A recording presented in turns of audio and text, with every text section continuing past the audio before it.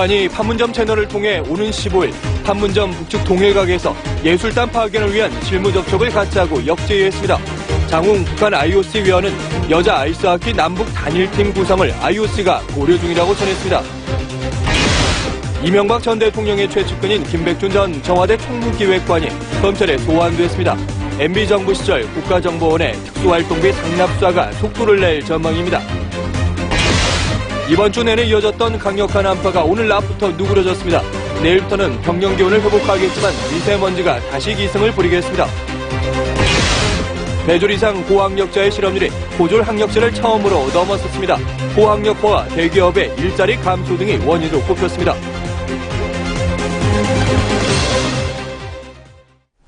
안녕하십니까. 토요일 뉴스M 시작합니다.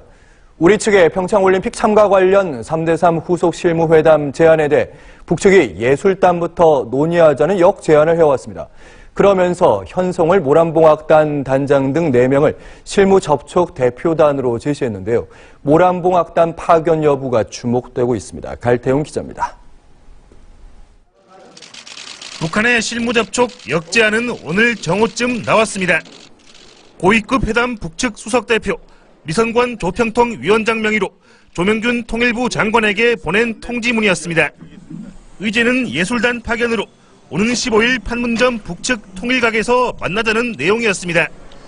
전체 방문단 윤곽과 행정상 문제부터 다룰 것으로 예상했던 우리 판단과는 달랐습니다.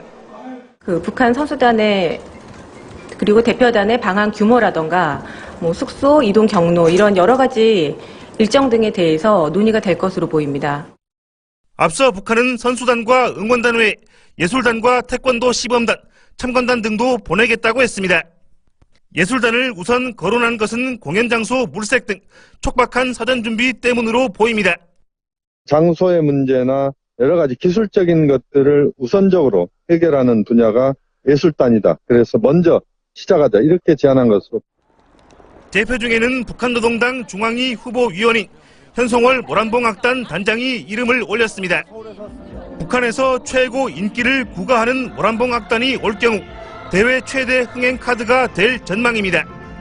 또 관현악단 지휘자와 행정부단장도 대표에 포함된 만큼 우리와의 협연 가능성도 있습니다. 이 밖에 단장으로 꼽힌 권혁붕 문화성 예술공연운영국장 역시 당 중앙위 후보위원입니다. 정부는 검토를 끝내는 대로 수용 또는 절충안 등을 북측에 회신할 방침입니다. OBS 뉴스 갈태웅입니다. 장웅 북한 IOC 위원이 평창 동계올림픽 여자 아이스하키 남북 단일팀 구성을 IOC가 고려 중이라고 전했습니다. 단일팀 성사 여부는 오는 20일 스위스 로잔 회의에서 결정될 것으로 보입니다. 이수광 기자입니다. 스위스 로잔 IOC 본부 방문을 마치고 평양 귀국길에 중국 베이징 공항을 경유한 장웅 북한 IOC 위원. 여자 아이스하키 남북 단일팀 구성에 대해 이미 상정된 제안이라며 IOC에서 고려 중이라고 말했습니다. 어제 노태강 문체부 2차관이 밝힌 단일팀 구성 제안 사실을 북한 인사도 확인한 겁니다. 장 위원은 북한의 올림픽 참가단 규모에 대해서는 북한올림픽위원회에서 결정할 일로 자신이 답변할 사안이 아니라고 답변했습니다. 남북 단일팀 구성이 성사되면 27년 만의 일로 역대 3번째, 올림픽에서는 처음입니다. 노 차관은 단일팀이 구성되더라도 우리 선수에게 피해가 전혀 안 가도록 하겠다고 강조했습니다. 이미 아이스하키 대표선수단 23명에 들어간 한국 선수에게 피해를 주지 않으려면 엔트리를 늘려야 합니다. 노 차관은 IOC와 국제 아이스하키 연맹에게 이에 대한 협조를 요청했고 이 기구들이 각 회원국에게 이해를 구하고 있다고 말했습니다. 단일팀 성사 여부는 오는 20일 로잔에서 IOC 주재로 남북 인사들이 참여하는 회의에서 결정됩니다. 이 자리에서 북한의 특별 출전권과 개폐 회식 남북 공동 입장, 한반도 깃발 사용 여부 등도 결정될 것으로 보입니다. OBS 뉴스 이수광입니다. 평창 올림픽을 밝힐 성화봉송이 오늘부터는 서울에서 시작돼 나흘간 계속됩니다. 오늘 오전 8시 35분쯤 서울 상암동 디지털 매직 스페이스에서 성화 점화 행사로 시작된 서울 지역 성화 봉송은 첫 주자로 2014년 소치 올림픽 예선에 참가했던 프리스타일 스키 선수 박희진 씨가 나섰으며 차범근 전 감독 등 유명인과 일반인들이 뒤를 이었습니다. 이후 성화는 합정역 사거리와 용산구 전쟁기념관을 거쳐 종로구 광화문 광장에 도착할 때까지 23.4km를 달렸습니다. 이명박 전 대통령의 최측근인 김백준 전 청와대 총무기획관이 검찰에 소환됐습니다. MB정부 시절 국가정보원의 특수활동비 상납사가 속도를 낼 전망입니다. 김미애 기자입니다. 어제 검찰 소환에 불응했던 김백준 전 청와대 총무기획관 두 번째 소환 통보는 뿌리치지 못했습니다. 김 전 기획관은 오늘 오후 서울중앙지검 청사에 도착해 피의자 신분으로 특수 2부에서 조사를 받고 있습니다. 김 전 기획관은 출석에 앞서 혐의 인정 여부를 묻는 취재진에게 성실하게 조사받겠다고 말했습니다.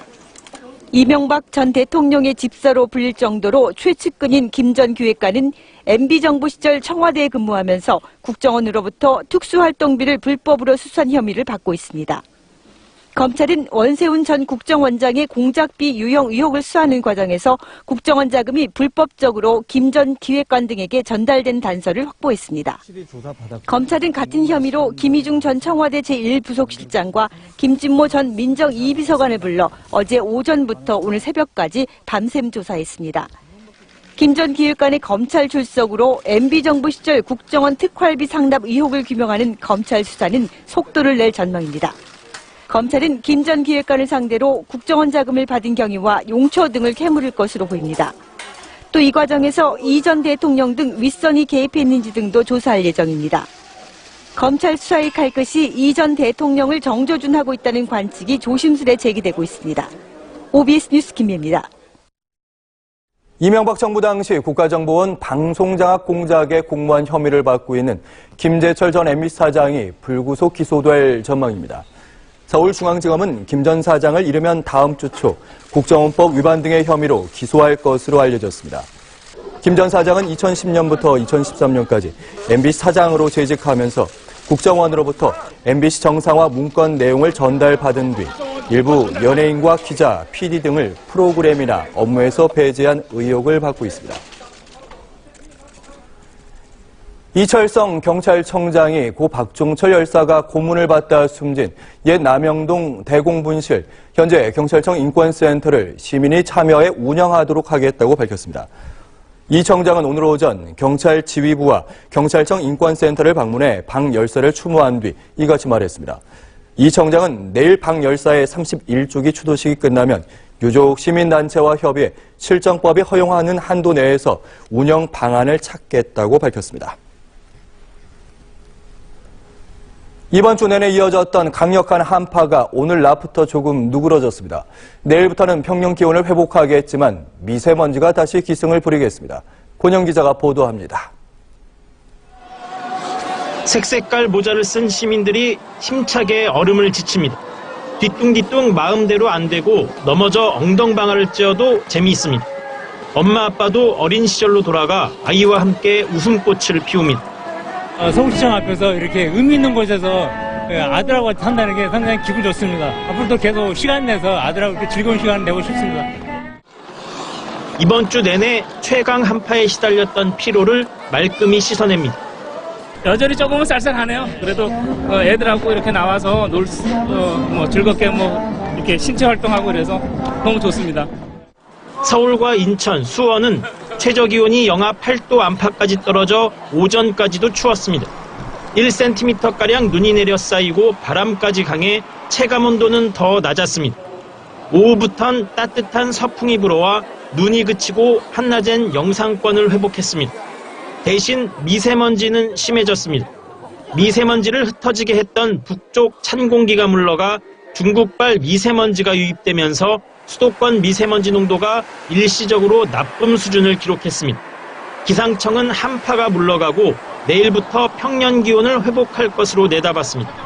오는 16일 전국에 비가 내리는 등 눈비가 잦겠고 미세먼지가 기승을 부릴 수 있다며 주의를 당부했습니다. OBS 뉴스 권현입니다.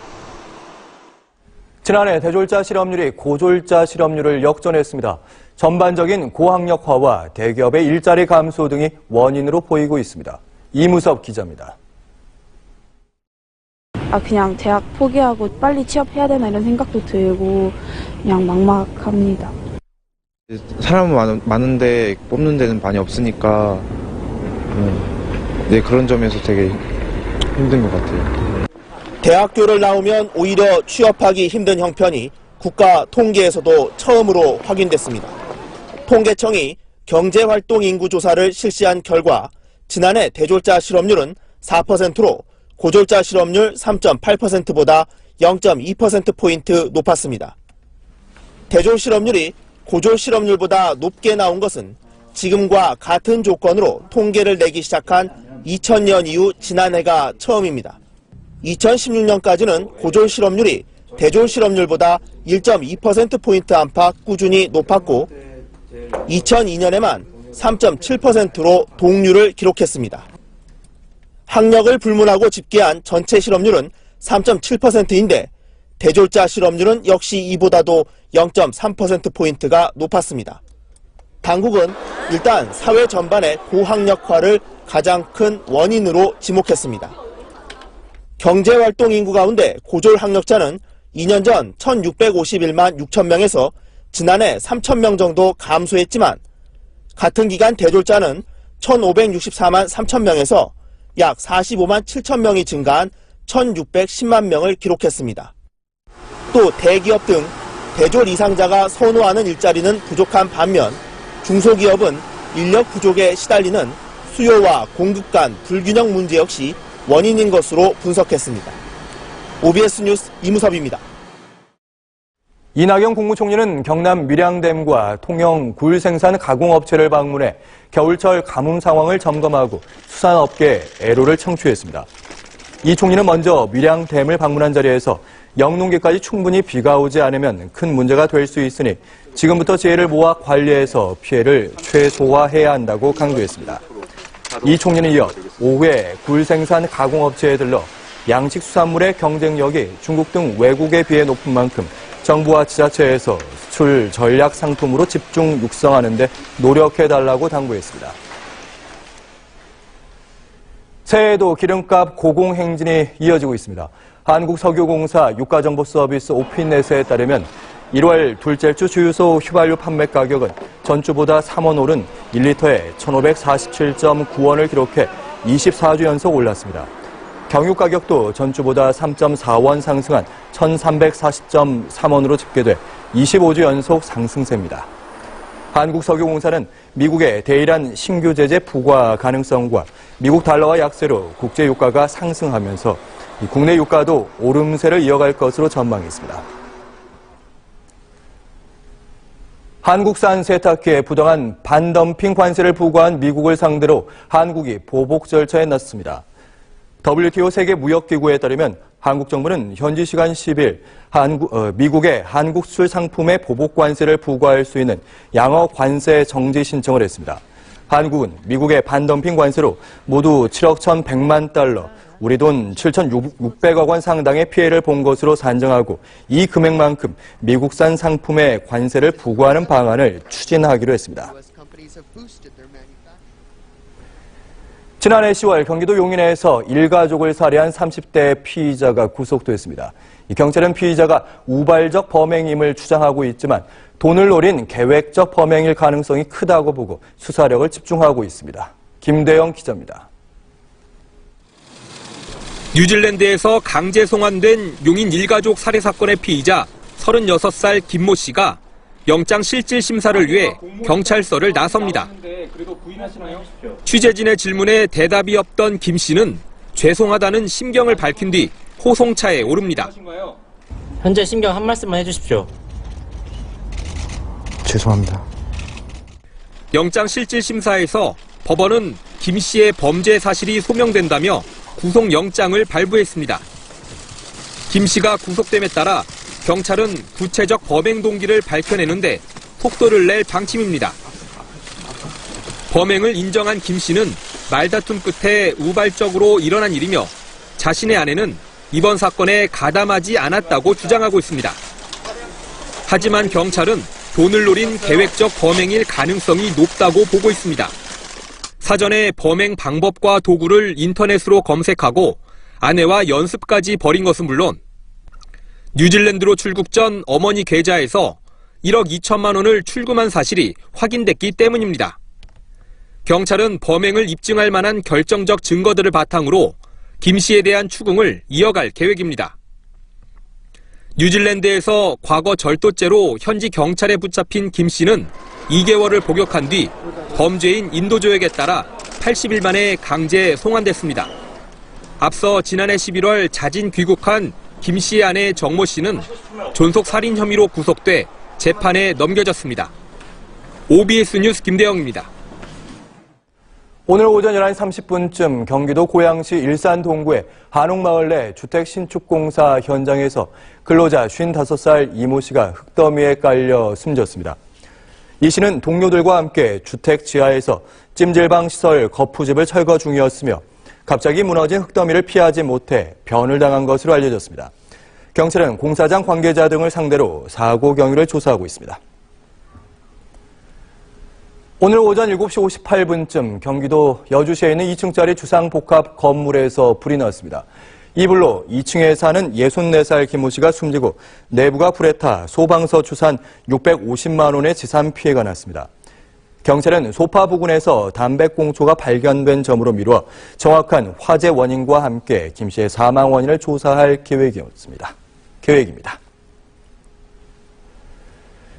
건강 이상 논란이 있었던 도널드 트럼프 미국 대통령의 첫 건강 검진 결과가 아주 좋다고 백악관 주치의가 밝혔습니다. 트럼프 대통령은 현지 시간 10일 메릴랜드주 월터 리드 국립군병원에서 3시간에 걸쳐 건강 검진을 받았으며 백악관은 주치의 로니 잭슨 박사가 대통령의 건강에 아주 좋다고 말했다고 밝혔습니다. 올해 72살인 트럼프 대통령은 그동안 정신건강 등의 논란이 있었으나 이번 검진 항목에는 정신과 항목은 포함되지 않았습니다. 도널드 트럼프 미국 대통령이 이란에 대한 제재 면제 조치를 조건부로 연장한다고 발표했습니다. 트럼프 대통령은 현지 시간 10일 성명을 통해 이번이 마지막 기회라며 이 같은 방침을 밝히며 미국과 유럽 동맹국들이 끔찍한 결정을 수정해야 한다고 촉구했습니다. 하지만 이날 미 재무부는 이란 탄도미사일 개발 등의 이유로 개인과 기업 등 14개 대상을 제재 리스트에 추가했습니다.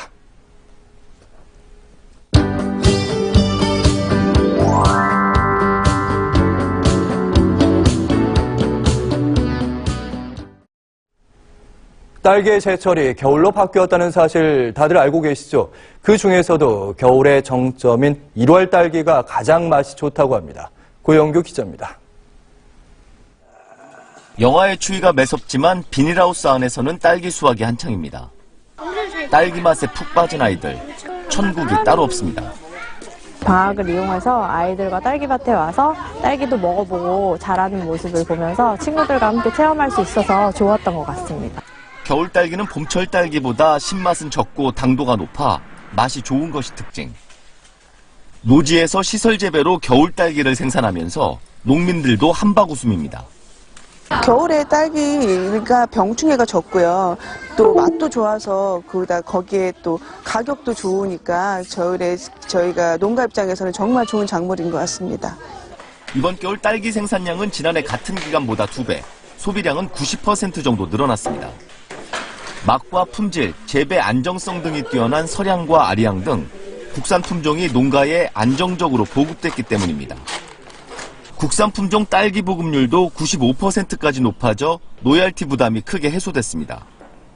재배 기술이 많이 발전하게 되면서 지금은 봄철이 아니라 겨울철에 맛있는 딸기를 먹을 수 있게 되었습니다. 딸기의 제철은 겨울.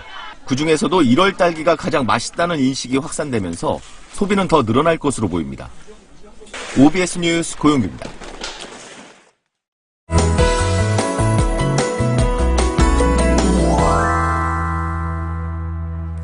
네, 강추위는 차츰 누그러지고 있지만 미세먼지가 말썽입니다.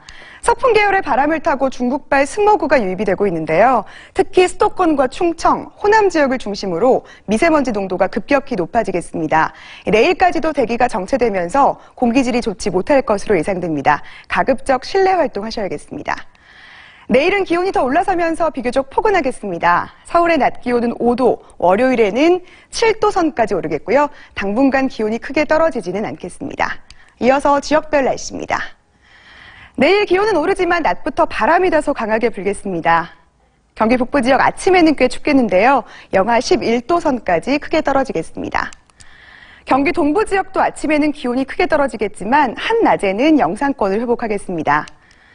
경기 남부 지역 낮 기온 6도 안팎까지 오르겠습니다. 동해안 지역으로 건조특보가 계속되고 있습니다. 바람까지 강해져서 불이 나기 쉬운 만큼 화재 사고에 각별히 주의하셔야겠습니다. 물결은 동해와 서해상에서 2.5m까지 높게 일겠습니다.